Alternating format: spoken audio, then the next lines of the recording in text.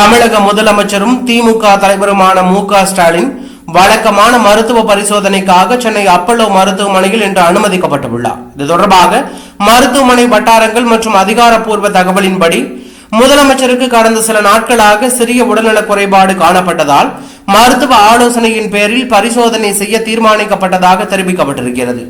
முதலமைச்சர் மு.க. ஸ்டாலின் அப்பல்லோ மருத்துவமனையில் இன்று காலை அனுமதிக்கப்பட பல்வேறு பரிசோதனைகள் மேற்கொள்ளப்பட்டுள்ளன. இதனையடுத்து மருத்துவர்கள் அவருக்கு 2 நாட்கள் முழுமையான ஓய்வு எடுத்துக் கொள்ள வேண்டும் என பரிந்துரை செய்துள்ளதாகவும் தகவல் வெளியாகியுள்ளது. முழுமையான சோர்வு நீங்கும் வகையில் மன உடல் நலத்தை கருத்தில் கொண்டு இந்த ஆலோசனை வழங்கப்பட்டதாகவும் கூறப்படுகிறது. மேலும் இது தொடர்பாக தற்போது எந்த ஒரு கவலைக்குரிய நிலையும் இல்லை என்றும் பரிசோதனைகள் அனைத்தும் முன்கூட்டியே திட்டமிட்டவையாகவே இருந்தது என்றும் முதலமைச்சர் விரைவில் மீண்டும் தனது அரசு பணிகளுக்கு திரும்புவார் என்றும் அரசு மட்ட அதிகாரிகள் தெரிவித்துள்ளது பரபரப்பை ஏற்படுத்தியுள்ளது.